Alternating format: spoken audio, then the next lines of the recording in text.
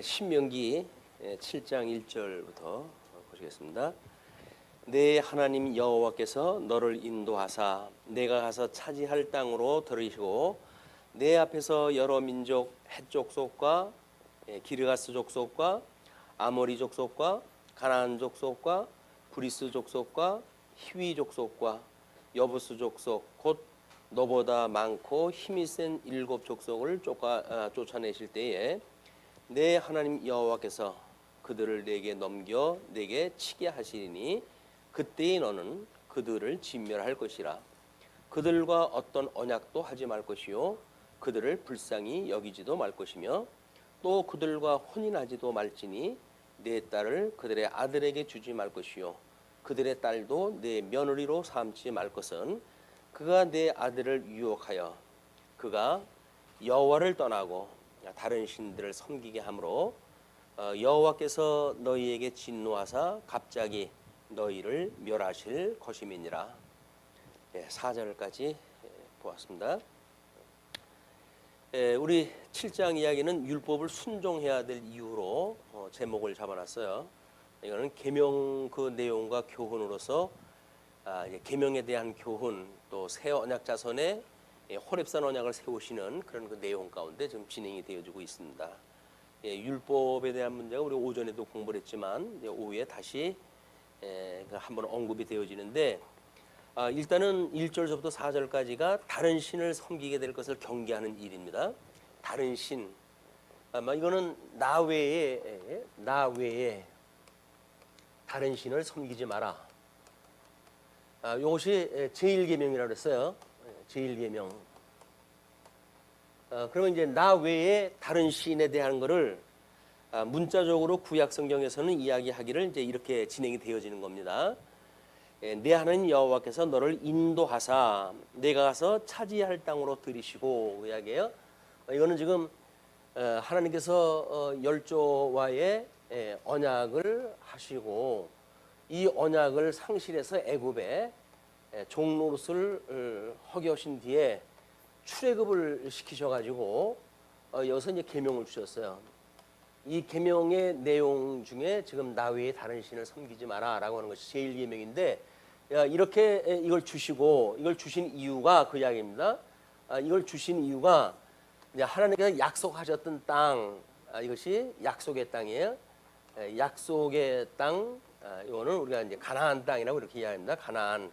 약속하셨던 가나안 땅에 들어갈 때 차지할 땅으로 들이시고 내 앞에서 여러 민족 이런 그 민족을 너보다 많고 힘이 센 7 족속이라고 이걸 압축을 갖다 해서 설명을 합니다. 7 족속이 있는데 이 7 족속은 너보다 이제 많고 힘이 센 이 많다라고 하는 것하고 힘이 세다라고 하는 그런 그 이야기는 숫자와 어떤 양 질량 문제로 해가지고 가나안 땅에 들어가는 이스라엘 백성들이 스스로의 힘으로는 해결할 수 없는 이런 그 세력들이 있기 때문에 그 힘이 센 7 족속을 하나님께 쫓아내시게 될 터인데 그 쫓아내실 때에 내 하나님 여호와께서 그들을 내게 넘겨 내게 치게 하시리니 이런 그 족속을 지금 언약자손한테 주어가지고 이 언약자손으로 하여금 이거를 치게 한답니다. 치게. 공격을 갖다 할 수 있는 그거를 치게 하신다. 이걸 소위 우리가 이게 나 외에 다른 신을 두지 마라라고 할 때는 하나님께서 우리 여호와께서 이제 하나님이 모든 거를 본동사를 하나님이 하신다라고 이렇게 이야기를 했어요. 하나님이 하신다. 성경에 나와져 있는 주동사는 하나님이고 본동사는 이제 우리 그 하나님이 하신다라고 하는 이야기인데 여기다 이제 간접 주어고 간접 우리 수로를 써가지고 하나님이 이제 언약 자손에게 이거죠. 자손에게 그다음에 하게 하신다 그 이야기. 하게 하신다.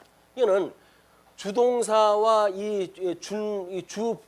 주어와 본주어와 그다음에 본동사를 우리가 풀고 그 안에 있는 간접 주어고 간접 수로를 우리가 해석을 갖다 해야 되는데 이걸 우리가 내재라고 이렇게 이야기를 했어요. 내재.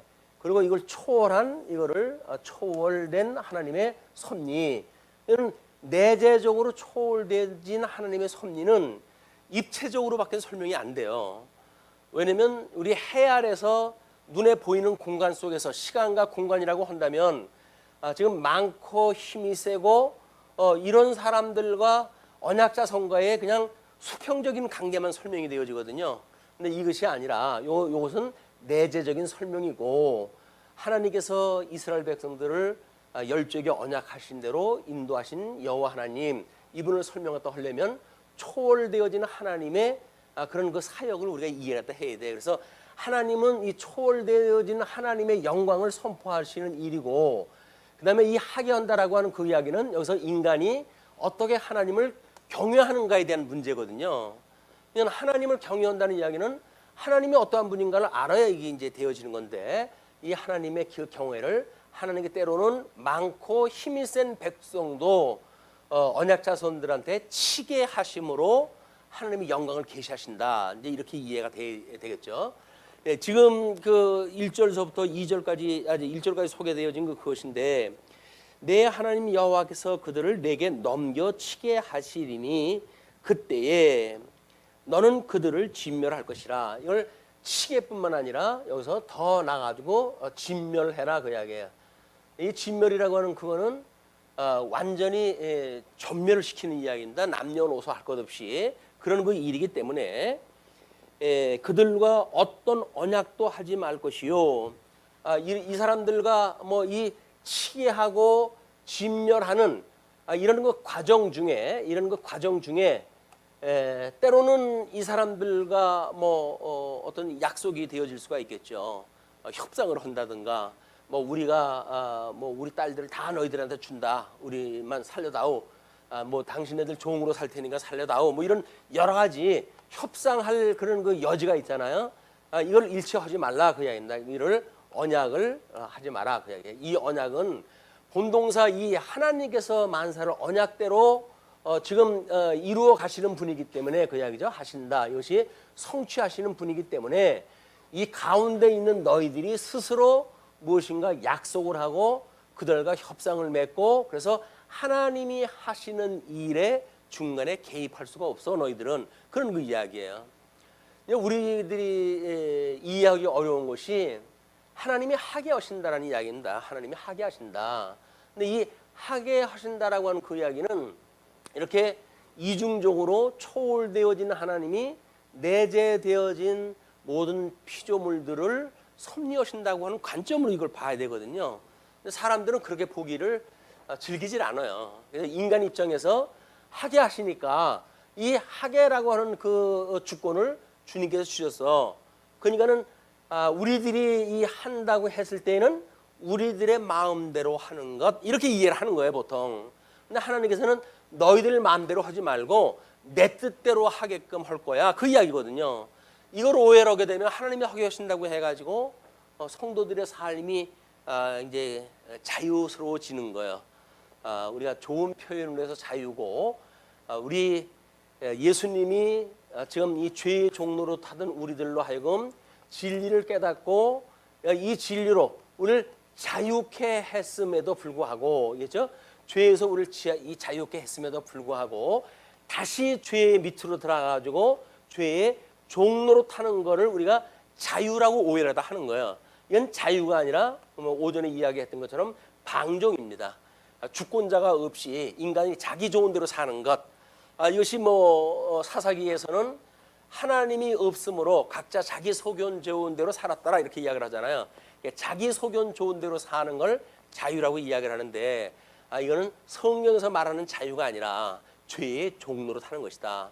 그러니까는 주님께서 주셨던 이 자유를 다시 죄에게 종로로 타는 것으로 기회를 삼지 말아라 라고 하는 걸로 경계를 갖다 해주시는 거죠. 이것이 이 방법, 내재적인 성도들의 삶에 대한 방향성에 대한 문제예요. 방향이 뭐 크고 작고는 사실 중요하지 않습니다. 하나님이 하게 하신다라고 하는 걸 믿는 성도들의 믿음의 분량에 대한 문제이기 때문에 믿음이 어리면 어떻고 믿음이 뭐 강하면 어때요? 하나님 주시는 그 선물인데 그렇기 때문에 이 내재되어져 있는 성도들의 삶은 우리 하나님이 하게 하시는 절대 주권을 가지고 계신 분이다. 하나님 영광은 주권 선포를 갖다 했을 때 가능한 거예요. 모든 만사를 내가 이루어 가시는 거야 라고는 주권이 되어졌을 때 그게 영광 선포가 되어지고, 하나님의 주권을 보게 됐을 때, 그래서 하나님의 이 경외하는 성도들의 삶이 은혜로 이것이 깨닫게 되어지는 겁니다. 하나님의 절대 주권과 인간의 자유가 뭔가 모순처럼 이제 보이게 되는데, 인간의 자유는 종속적인 의지이기 때문에 은혜를 인해 가지고 이 은혜의 열매로 만들어지는 것, 그걸 우리가 이제 열매라고 이렇게 이야기를 하고, 이 열매는 곧 하나님께서 맺게 하시는 거기 때문에 은혜의 선물이에요. 이걸 은사, 하나님께 주시는 은혜의 선물이다. 그렇기 때문에 성도들은 자랑할 게 아무것도 없습니다. 자랑할 것이 없고, 그렇다고 해도 공로를 내세울 것도 없어요. 우리 하나님께서 모든 걸 다 이렇게 섭리를 했기 때문에 그렇다. 그럼 뭐 하나님이 하게 하신다고 하니까 뭐 우리는 아무것도 안 해도 되겠네요. 그것이 아니라 은혜의 감동을 받은, 이 은혜의 감동을 받은 사람들은 열매를 맺을 수밖에 없어요. 이게 하나님께서 하시는 일이기 때문에 그렇습니다. 인간이 자기의 어떤 의도대로 한다고 한다면, 아이고 뭐 이래도 저래도 막, 근데 공산주의하고 처음 우리 이제 중국하고 뭐 교육이 시작이 되어지고, 그랬을 때 공산주의권에 있는 사람들이 한국 이제 그 뭐 산업 현장에 들어와 가지고 적응 못하는 것이, 거기는 잘하든 못하든 그냥 시간만 보내면 먹을 걸 주는 데 아니에요, 일정하게. 근데 이 자유주의의 그 어떤 그 시장 논리는 그렇지는 않습니다. 얼마나 능력을 보였는가가 이제 관점이기 때문에 주인 말 마음에 안 들게 되면 그 사람 잘라버리고 말아요. 거기서 뭐 하든 안 하든 시간만 가면 돈 준다. 이거는 소위 군대에서나 하는 이야기들이에요. 군대 가게 되면 어떻게 해도 국방부 시계는 돌아간다. 뭐 이렇게 해가지고 그냥 대충 시간을 때우는 것. 이것이 군대에 아주 하기 싫은 군대에 불려가가지고 하는 사람들의 일이거든요. 근데 주님의 은혜를 깨닫고 하는 사람들은 이 은혜의 감동이 우리들한테 동력이 되어지는 거예요. 이런 동력이 되어져 가지고 뭐 어떤 동력기가 돌아가든 발전기가 돌아가든 이거 동력기가 돌아갈 때 뭔가 기름을 넣고 엔진을 갖다 돌려야 될 거 아니겠어요? 이거는 이것이 은혜라고 하는 동력에 의해 가지고 우리는 열매가 맺게 되어지는 거기 때문에, 하나님이 전 인격적으로 우리를 은혜를 깨닫게 하신다는 이야기는 우리들한테 이렇게 우리 주님의 인식의 원리를 보게 되면, 하나님의 말씀을 우리가 듣게 되면 그 이야기죠. 우리 하나님의 말씀을 교훈을 듣게 되면 깨달아 알고 믿어 경외하게 되어진다. 이게 전 인격적으로 되어진단 말이에요. 하나님의 말씀을 우리가 교훈을 듣게 되어지게 되면 우리는 깨달아서 알고 믿어 경외하게 되어지는 거예요. 이게 머리로 입력되어지는 정보로 되어지는 게 아닙니다. 이거는 마음의 깨달음이기 때문에 마음의 할례를 받아야 이게 가능한 일이에요. 그래서 우리 하나님의 말씀을 들을 때 귀가 할례를 받지 않으면 우리 어둠에 있는 사람들처럼 예수님의 말씀도 이해를 못해요. 듣지를 못해요. 그러나 하나님께 우리 귀에 할례를 하게 되면 마음의 할례를 받게 해가지고, 이게 전부 마음의 일들이에요. 마음의 일들로 깨달은 우리 심성으로 해가지고 깨닫게 되어지는 가운데에 우리들의 이 마음으로 연결되어지는 지성 문제입니다. 이 지성이라고 하는 것은 어떤 배워가지고 내외에 저장되어져 있는 정보의 양이 아니에요. 이거는 하나님을 아는 지식으로의 성품을 갖다 이야기하는 거기 때문에, 이 지성과 그다음에 이 깨달아 알고 믿어, 이걸 우리가 감성이라고 이렇게 이야기를 해요. 감정적으로 공감을 이루는 예수님의 은혜, 예수님의 죽으심에 우리가 참여되어지는 것, 예수님의 부활에 참여되어지는 것, 이것이 우리 감정적으로 해서 공감을 이루는 것들이에요. 공감을 이루게 되어지게 되면 하나님 우리들로 하여금 덕성을 불러일으켜서 우리를 하게 하신다. 하게 한다라고 하는 궁극적 이 열매는 이런 과정을 통해 가지고 이루어지는 거기 때문에 우리는 우리의 인격에 대한 여러 가지 측면을 좀 조명할 필요가 있어요. 그냥 사색이 뭐 없이 그냥 기계적으로 뭐 들으면 뭘 내가 의지 결단을 갖다 해가지고 해야지라고 하는 것이 되어지는 것이 아니라 성령께서 철저하게 깨닫게 하시고, 그리고 하나님이 저 영광을 선포하시기 위해서 어떤 주권적 섭리를 다 하는지를 알게 되어지고, 그래서 비로소 우리는 이 은혜를 따라 믿게 되어지고, 이 믿어지는 우리의 감정의 문제 또는 지정의라고 하는 그런 걸 이룰 때 경외라고 하는 덕성 문제까지 이루게 되어진다.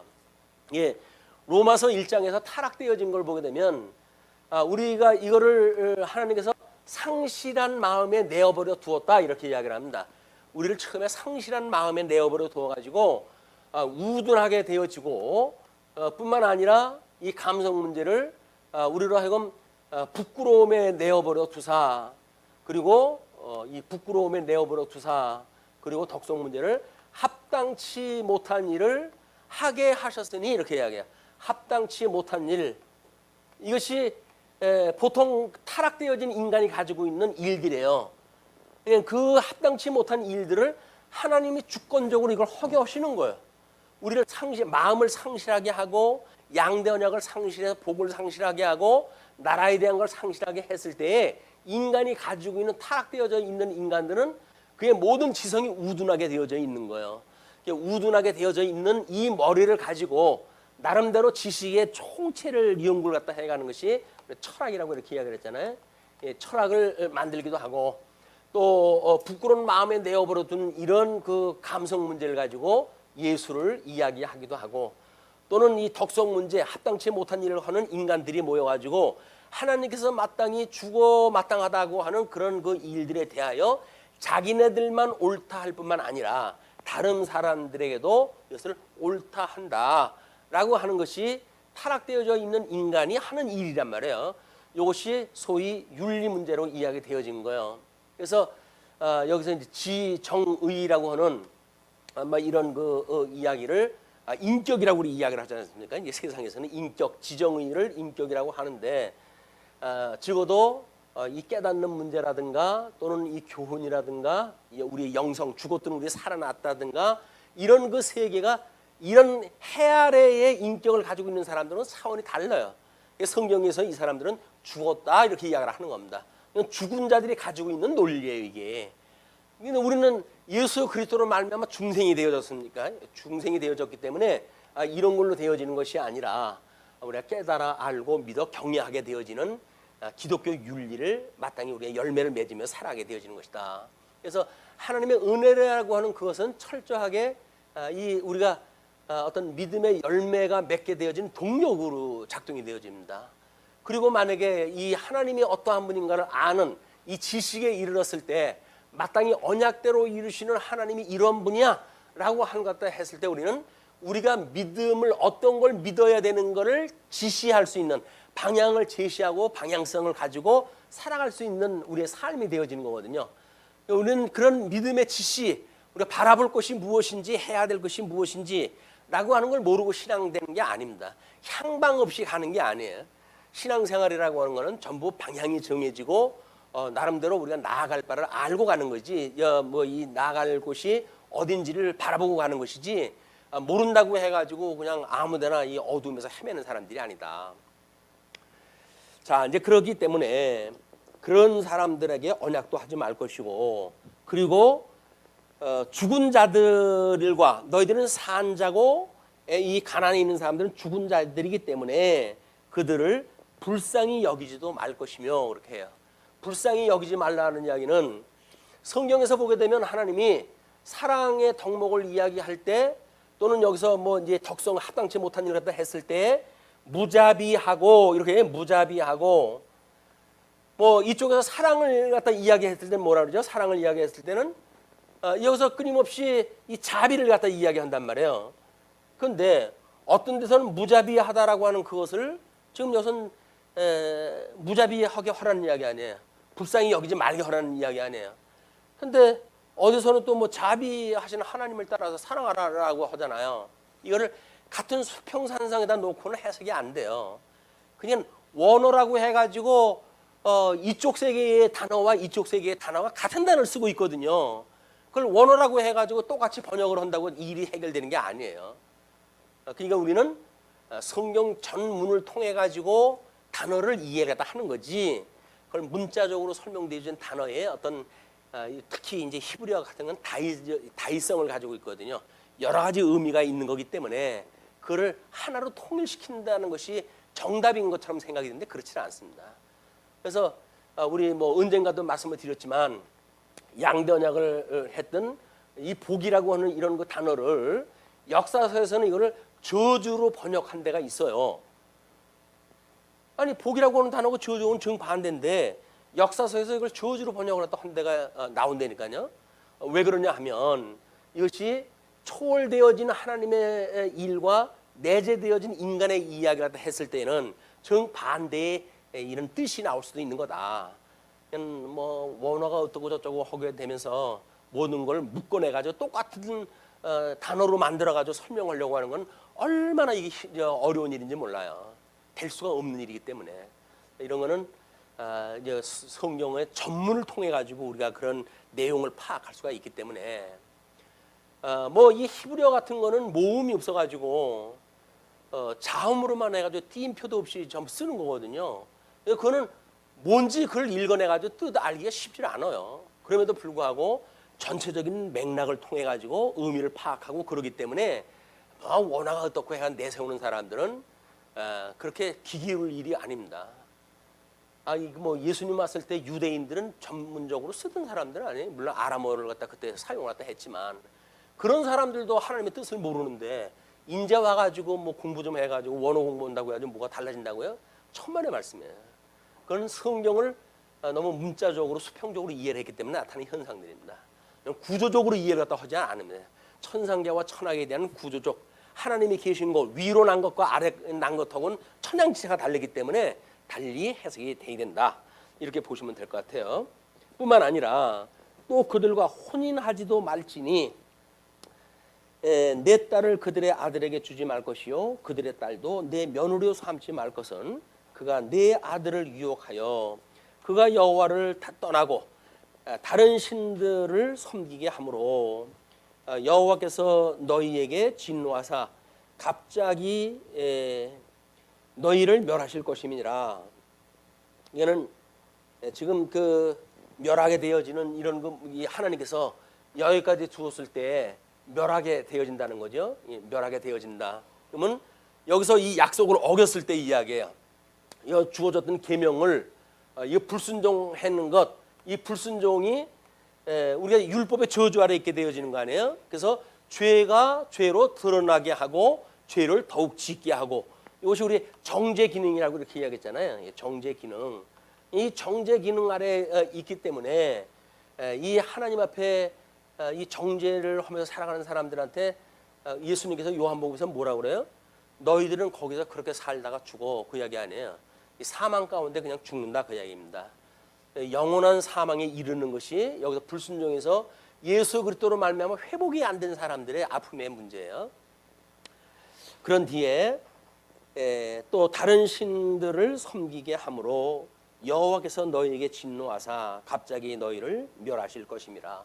그래서 이런 사람들은 지금 이 진멸, 하나님께 진멸하는데 이거 들어가게 되어지는 겁니다. 하나님께서 이 불순종했을 때 진멸을 하게 하시겠다. 그리고 5절서부터 11절을 보시게 되면 순종하는 자에게 언약을 이행하실 것인데 오직 너희가 그들에게 행할 것은 이러하니 그들의 제단을 홀며 주상을 깨뜨리며 아세라 목상을 찍으며 조각한 우상들을 불살할 것이다. 이것이 뭐예요? 두 계명이 이 번째 계명, 두 번째 계명으로 해가지고 우상을 만들지도 말고 섬기지도 말고 절하지도 마라. 그렇게 이야기를 했잖아요. 그러니까 너희들이 갔을 때 그들의 그 만약에 이런 결혼을 갖다 한다든지 하면 미혹을 당해가지고 두 번째 계명을 어길 수밖에 없어. 그 이야기예요. 이걸 어기게 되면 마찬가지로 정죄 기능에 있었을 때 불순종했기 때문에 이 죄 가운데 하나님께서 멸하시고 말 것이야. 그런 그 이야기죠.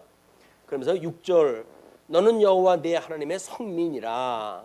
예, 거룩한 백성을 언약 자손을 성민이라고 이렇게 이야기해요. 성민, 거룩한 백성, 구별되어진 백성이란 말이에요. 이 사망 권세, 가나안 7 족속은 구별되어진 백성, 성민이니 그 이야기죠. 그래서 내 하나님 여호와께서 지상 만민 중에서 너를 자기 기업의 백성으로 택하셨나니 이 언약의 자손들을 하나님께서 이미 택했다고 그러는데, 이 택한 거는 이미 창세전에 그리스도 안에서 선택되어진 거예요. 이거를 이제 열조를 통해 가지고 아브라함을 불러 가지고 이제 아브라함을 선택을 해 가지고 이 언약을 이루어 가시고 해 가시기 때문에 아브라함의 자손이라라고 하는 것을 택자다 이렇게 이야기를 하는 겁니다. 우리 하나님께 택함을 받은 백성들이야, 우리는 선택되어진 백성이야라고 이야기하다 하는 거죠. 그런데 여호와께서 너희를 기뻐하시고 너희를 택하심은 너희가 다른 민족보다 수요가 많기 때문이 아니니라. 너희는 오히려 모든 민족 중에 가장 적으니라. 여호와께서 다만 너희를 사랑하심으로 말미암아 너는 너희의 조상들에게 하신 맹세를 지키려 하심으로 말미암아 자기의 권능의 손으로 너희를 인도하여 내시되, 그래서 애굽의 종로로 타는 너희를 사랑하시기 때문에 인도하여 내셨다. 너희의 손으로 너희를 인도하여 내시되 너희를 그 종 되었던 집에서 애굽 왕 바로의 손에서 속량하셨나니. 너희 출애굽을 갖다 하고 이렇게 했던 거는 너희들이 잘나가지고 그랬던 것이 아무것도 없어. 내가 너희를 사랑했기 때문에 불러낸 것이야. 그런 그 이야기예요. 그런즉 너는 알라, 오직 내 하나님 여호와는 하나님이시요 신실하신 하나님이시라. 이는 언약대로 이루시는, 한 번 언약을 하시면 변개치 아니하시는 신실하신 하나님이시라. 그를 사랑하고 그의 명을 지키는 자에게는 천대까지 그의 언약을 이행하시며 인애를 베푸시되. 여기서 이 정죄 기능이 아니라 하나님 앞에 순종하게 되어졌을 때, 이 순종하게 되어졌을 때 이 천대까지 이르러 가지고 하나님께서 이 언약을 이루어 가시겠다는 이야기거든요. 그런데 이제 뭐 불순종하는 자들에게는 하나님께서 3, 4대 만에 이제 이런 걸 전부 망하게 하신다고 그렇게 약속이 되어져 있어요.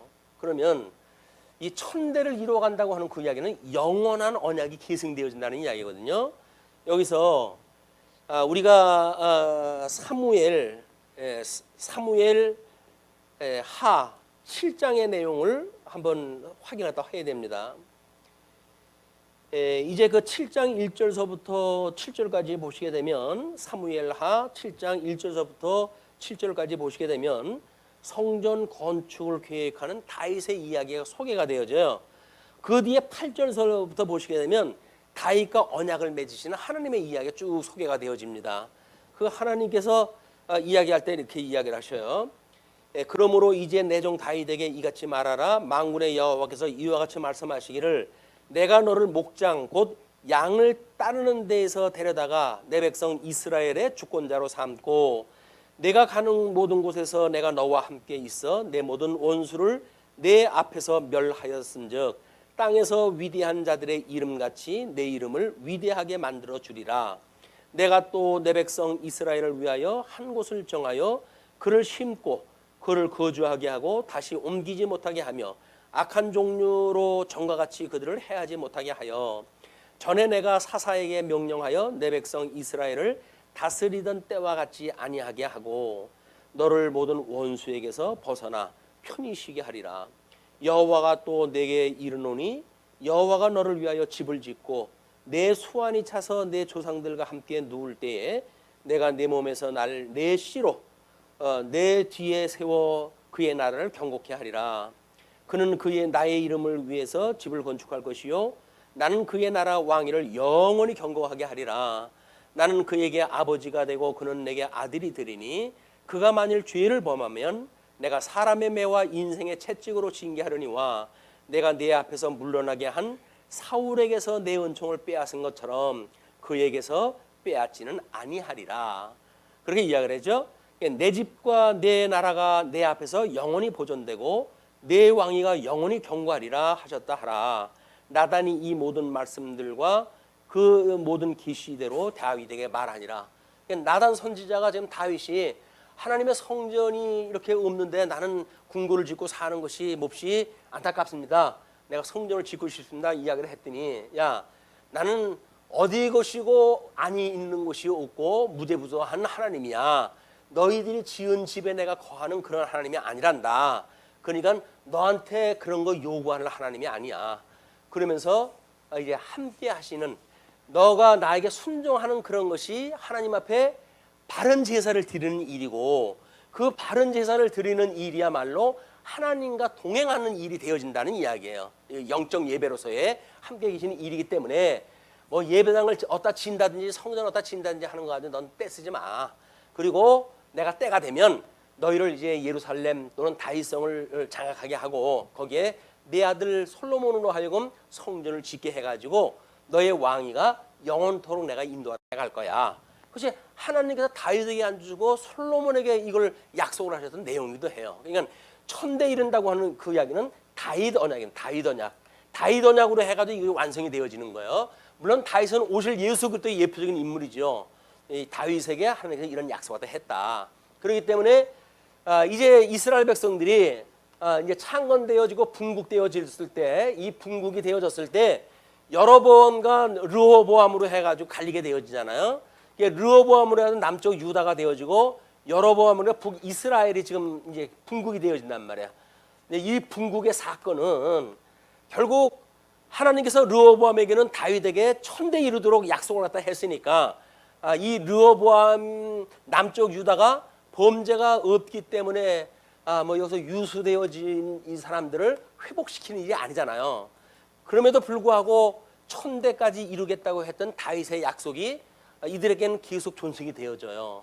그러나 북쪽 이스라엘은, 물론 북쪽 이스라엘은 믿지 않는 모든 열국을 대표하는 그런 그 사람들입니다. 그렇기 때문에 어떤 제국도 이런 수를 노리지를 못합니다. 이스라엘을 압제했던 어떤 제국도 3, 4대가 지나가면 다 망하고 그랬어요. 이런 것이 대표적으로 이스라엘, 북이스라엘을 통해 가지고 3, 4대 만에 왕조를 바꾸게 해가지고 하나님의 이 언약을 이루어 가시는 그런 그 모습을 우리가 보게 되어집니다. 자, 이제 그렇게 하고 그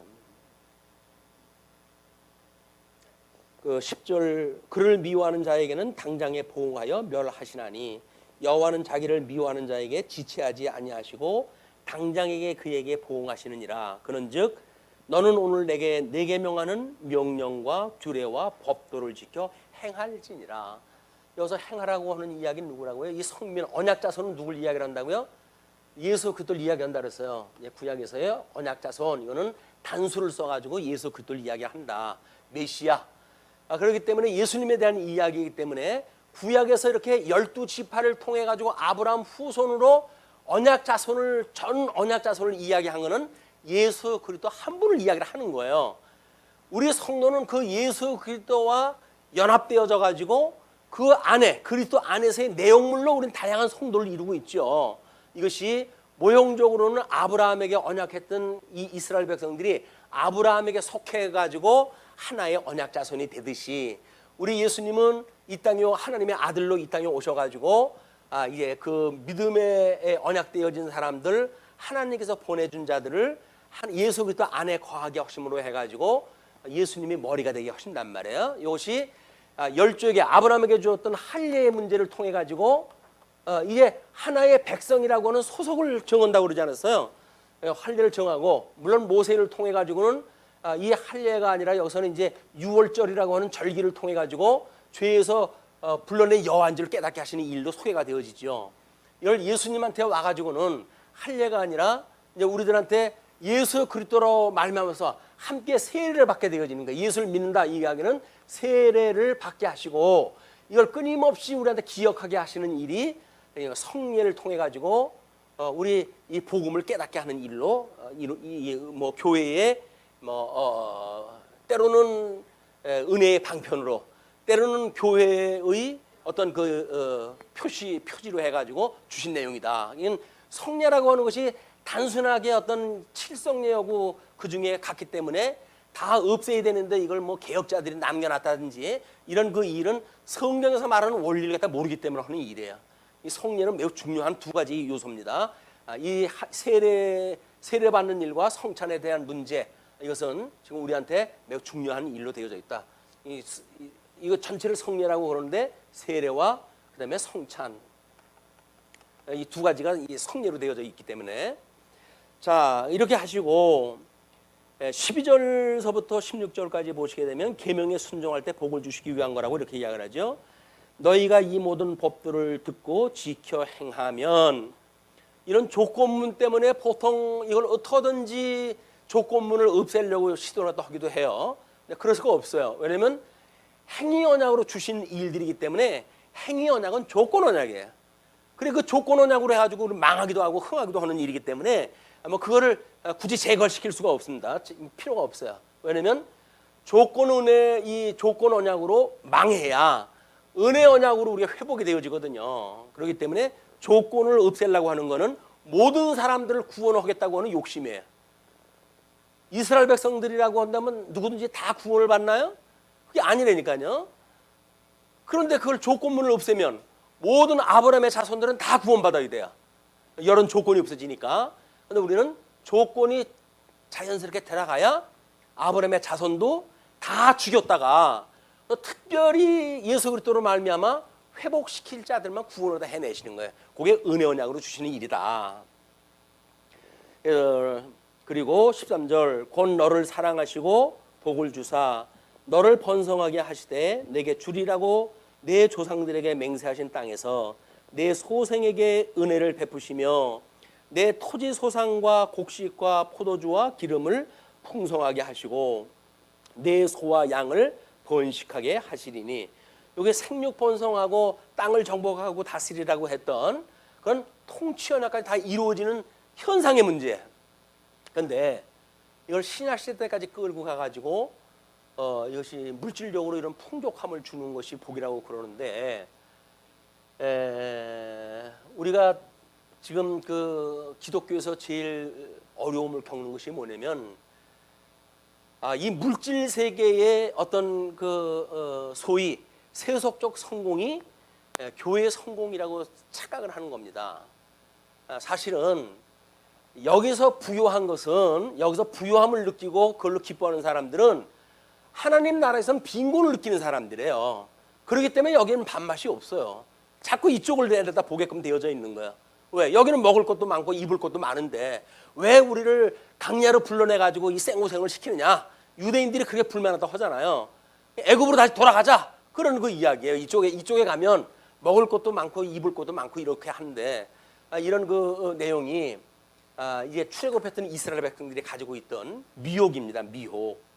그런데 이런 그 내가 복을 받음이 만민보다 훨씬 더하여 너희 중에 남녀와 너희의 짐승의 암수에 생육하지 못함이 없을 것이며, 생육하고 번성하라고 했던 하나님의 언약대로 이루어지는 현상을 소개한다고 그랬고, 그 언약대로 이루어지는 육적 계시가 아니라 예수 그리스도로 말미암아 이루어지는 영적 계시의 방법은 뭐라고요? 신령한 하나님의 백성에 대한 번성, 그리고 신령한 하나님의 그런 백성들이 살 영역, 우리 문화의 영역도 마찬가지예요. 믿는 사람들이 얼마나 그 영역을 우리가 누리고 살 것인가, 그 통치하는 그런 문제도 마찬가지죠. 우리가 예수를 믿음으로 해가지고 얼마나 영적 통치력을 가지고 살아갈 것인가. 이제 그거를 우리가 여기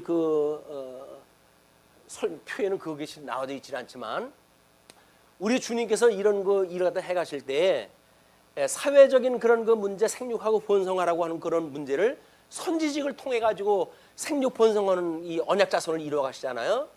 땅 언약에 대한 문제는 어떻게 하신다고요?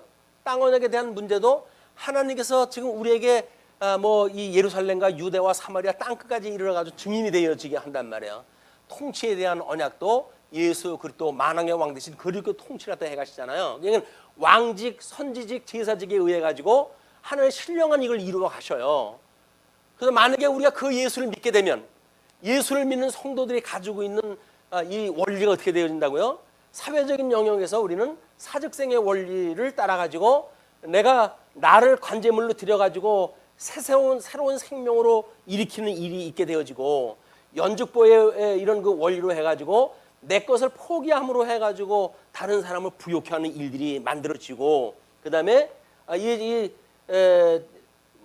봉죽치의 원리를 가지고, 봉죽치의 원리를 가지고 성김으로 해가지고 스스로 우리가 다스리는 관리를 갖다, 이 통치를 갖다 해간단 말이에요. 이런 것이 사랑의 원리의 작동에 의해서 되어지는 거예요. 이것이 하나님이 신령한 사람들한테 하게 하시는 원리다. 세상의 통치 능력 가지고 하는 거 아니에요. 그걸 이룬다고 해가지고 뭐 리더십이 있어야 되고 뭐 카리스마가 있어야 되고 이렇게 이야기도 하는데, 카리스마 가지고 통치하는 데가 아닙니다. 교회는 리더십을 가지고 통치하는 데가 아니에요. 그냥 어린 양 권세를 믿는 사람들은 섬기게끔 되어져 있어요. 섬기면 주님께서 우리를 사악했던 우리, 이런 우리를 하나님의 사람을 만들었듯이 하나님의 어린 양들도 하나님께서 그렇게 해가시는 거거든요.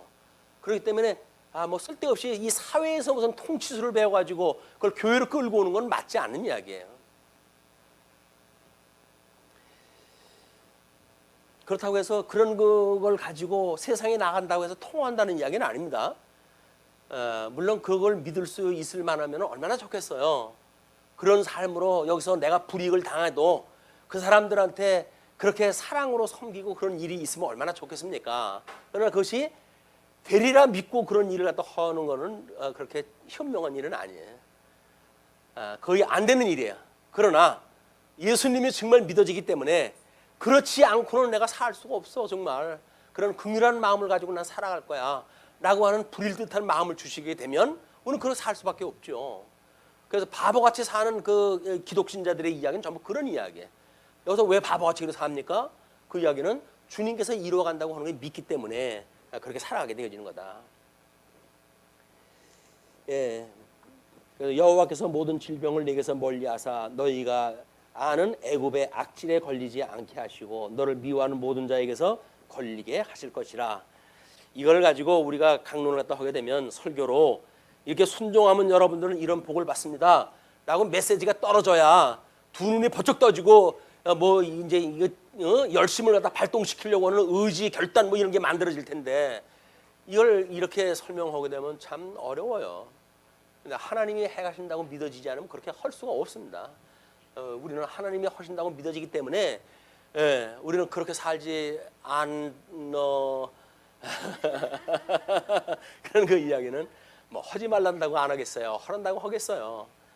자기 믿음의 분량 따라 되어지는 건데, 내 하나님 여호와께서 내게 넘겨주신 모든 민족을 내 눈이 궁휼히 여기지 말고 진멸하며 그들의 신을 섬기지 말라. 그것이 내게 올무가 되리라. 내가 혹시 심중에 이르기를 17절부터 24절까지 하나님이 함께 계심을 알게 하시기 위한 것이다 그렇게 이야기를 하죠. 내가 혹시 심중에 이르기를 이 민족들이 나보다 많으니 내가 어찌 그를 쫓아낼 수 있으리요 하리라마는, 그들을 두려워하지 말고 내 하나님 여호와께서 바로와 온 애굽에 행하신 것을 잘 기억하되, 중생되어진 성도가 육체의 소욕을 갖다 가지고 이 아주 굳어버렸던 이 육체의 소욕을 내가 어떻게 멸할 수 있으랴, 이렇게 걱정하지 말라는 거예요. 왜? 죽었던 너희를 하나님이 살리시지 않았느냐, 그런 그 이야기예요. 이게 칭의의 은혜를 깨달은 사람들은 왜 성화에 대한 과정을 하나님 죽었던 우리 살리셨는데 우리로 하여금 육체의 소욕대로 살아가는 걸 주님께서 왜 통제를 안 해주시겠느냐라고 하는 걸 믿고 살아가게 되어진다. 그래서 이제 그들을 두려워하지 말고 내 하나님 여호와께서 바로와 온 애굽에 행하신 것을 잘 기억하되, 내 하나님 여호와께서 너를 인도하여 내실 때에 내가 본 큰 시험과 이적과 기사와 강한 손과 편파를 기억하라. 내 하나님 여호와께서 내가 두려워하는 모든 민족에게 그와 같이 하실 것이요. 우리가 첫 번째 이 짐승의 권세를 잘 알아야 나중에 이제 이 우리 포로로 끌려갔을 때 이 사람들의 권세는 뭐예요? 여전히 이 사람들도 짐승의 권세예요.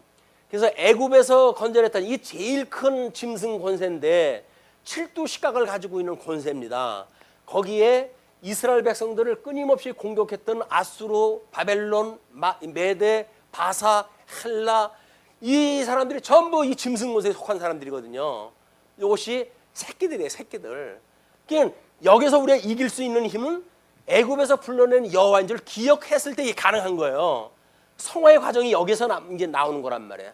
우리는 언약 자손으로 칭함을 받았다고 하는 그 은혜의 감동이 하나님 나라 백성으로 살아가기에 어떻게 합당한 힘이 발동되어지는가, 저 은혜를 깨달았을 때 가능하게 되어지는 겁니다. 그러면서 내 하나님 여호와께서 내 하나님 여호와께서 너를 인도하여 내실 때에 모든 거 하고 20절 내 하나님 여호와께서 또 왕벌을 그들 중에 보내어 그들의 남은 자와 너를 피하여 숨은 자를 멸하시리니 하나님께서 이미 후속 조치까지 다 준비를 다 해놨어요. 그러니까 너무 이잡듯이 해가지고 다른 일 안 하면 안 되죠. 일단 전부 제압을 갖다 했으면 땅에서 농사 빚고 거기서 이제 살아야 돼요. 나머지는 하나님의 왕벌을 보내가지고 다 진멸하다 시키겠다는 거예요. 그러니까 너는 그들을 두려워하지 말라. 너희의 하나님 여호와 곧 크고 두려운 하나님이 너희 중에 계심이니라. 내 하나님 여호와께서 이 민족들을 내 앞에서 조금씩 쫓아내시리니 한꺼번에 쫓아내지 않고 조금씩 쫓아내신대요. 조금씩 쫓아내시리니 너는 그들을 급히 멸하지 말라. 들짐승이 번성하여 너를 해할까 하노라. 너무 땅덩어리를 한꺼번에 제거시켜버리게 되면 땅이 비어 사람들이 안 사는 데가 많잖아요. 그러면 짐승들이 와서 서식을 갖다 하고 그러면 결국 택한 백성들하고 짐승들하고 싸움이 벌어지니까 그걸 한 번에 멸하지 마라. 그래서 조금씩 하게 되면 한 걸음씩 우리 찬양 부른 대로 그렇게 가다가 보게 되면 이제 그들은 우리가 멸하고 또 그들이 멸하지 않았던 그런 그 백성들은 다른 짐승들이 들어오지 못하니까 붙여먹고 살 거 아닙니까? 그렇게 해가지고 땅을 하나님 보존을 하시겠다. 내 하나님 여호와께서 그들을 내게 넘기시고 그들을 크게 혼란하게 하여 마침내 진멸하시고 마지막에 이제 그런 걸 진멸하시겠다는 거죠. 그들의 왕들을 내 손에 넘기시리니 너는 그들의 이름을 천하에서 제하여 버리라. 너를 당할 자가 없이 내가 마침내 그들을 진멸하리라. 이것이 둘째 아담이신 예수님이 십자가에 죽으심으로 그 철장 권세로 모든 사망의 권세의 머리를 치신 사건이에요. 이게 그렇게 해가지고 예수님이 그걸 이루신 사건이다. 그건 우리 하나님께서 너희들로 하여금 다 그렇게 마침내 진멸하다 하시고 그들의 왕들을 내 손에 넘기시리니 너는 그들의 이름을 천하에 제하여 버리라. 너를 당할 자가 없이 내가 마침내 그들을 진멸하리라. 그래서 만왕의 왕으로 이름이 불리게 되어지는 것은 하나님의 모든 피조물들 그 중에서 이제 택함을 받지 않은 사람들을 주님께서 모두 멸하시기 때문에 만왕의 왕으로 우리한테 이 찬송을 받으시는 겁니다. 너는 그들이 조각한 신상들을 불사르고 그것에 입힌 은이나 금을 탐내지 말며 취하지 말라. 제2 계명을 했을 때 우상을 이제 전부 불태가지고 없애라 그랬더니 요거는 뭐 금인데 100개 내면 그게 금이지 뭐 그게 우상인가? 라고 해가지고 야근수 써가지고 그런 생각하지 마라 그러는 거 이야기죠. 우리 그 탐낸다고 하는 그 본질이 우상 숭배라고 그렇게 이야기를 했어요. 그러니까 그렇게 하지 마라. 내가 그것으로 말미암아 올무에 걸릴까 하노니 이는 내 하나님 여호와께서 가증히 여기시는 것임이라. 그래서 이런 우상을 섬기는 이 일이 가상히 여기시는 일이에요. 이게 모세로 하여금 첫째 반 그 계명을 주셨을 때에 이 아론 백성들이 음란히 금송아지를 섬겼던 그런 그 사건입니다.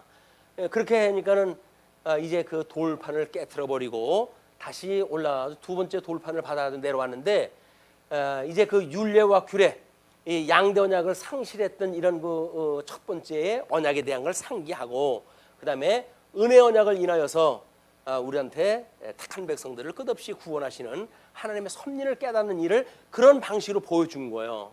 아담에게는 이제 우리 행위 언약을 이 양대 언약을 하시고 에덴 동산에 이끌어 들이시고 그다음에 행위 언약과 은혜 언약을 했기 때문에 아담 한 사람에게 하셨던 언약이죠. 그러나 이 열조는 아브라함과 이삭과 야곱이라고 하는 세 그 열조를 통해 가지고 구체적으로 설명하다 해간다. 그렇게 이해를 하시게 되면 오해가 없을 거라고 보여집니다. 그리고 너는 가증한 것을 내 집에 들이지 말라. 너는 그것도 같이 진멸당할까 하노라. 너는 그것을 멀리하며 심히 미워하라. 그것을 진멸당할 것임이니라. 그래서 하나님의 이름을 이제 망령되이 여기는 것, 요거는 제 3계명이라고 그렇게 이야기를 했어요. 그러니까 우상을 섬긴다든지 뭐 이런 거 일들이 행위에 대한 건 그런데 거기서 남는 거를 어떤 유익을 핑계 삼아 가지고 하나님의 이름 앞에 명분을 걸고 이거는 하나님의 뜻이 좋은 뜻일 수도 있잖아. 내 유익이 아니라 하나님을 위한 거야. 이런 명분을 거는 일들은 전부 하나님의 이름을 망령되이 여기는 거야. 전부 이것이 1계명에서 3계명까지 대신 계명을 어기는 모든 일들을 주신 내용이다. 물론 이제 그것이 이 중간에서 살아가는 사람들에게는 저 우상이 대신 계명을 어긴 사람들이 대인 계명을 어기는 걸로 나타나는 거예요, 이게. 그러니까 우리는 대인 계명을 잘 이루어 가지고 대신 계명을 우리가 하나님 앞에 섬기는 일을 한다는 건 새빨간 거짓말이에요. 이미 하나님을 상실했고 하나님의 언약을 상실했기 때문에 복을 상실한 사람들 아닙니까? 그렇기 때문에 대인 계명이라고 하는 그거는 우리들이 하나님의 은혜를 깨닫고 그래 복에 참여한 자들이 우리가 이루어가야 되는 것이 대인 계명이지, 대인 계명 우리가 스스로 뭔가 지켜가지고 복에 참여가 되어지고 그리고 하나님을 섬기는 대신 계명을 우리가 할 수 있다라고 믿는 것은 거꾸로 생각하는 일이에요. 거꾸로. 우리는 대신 계명, 대인 계명을 여기서 우리들이 마음대로 할 수가 있는 게 아니에요. 복을 상실한 사람들은 철저하게 합당치 못한 일을 하면서 살아가도록 되어져 있는 겁니다.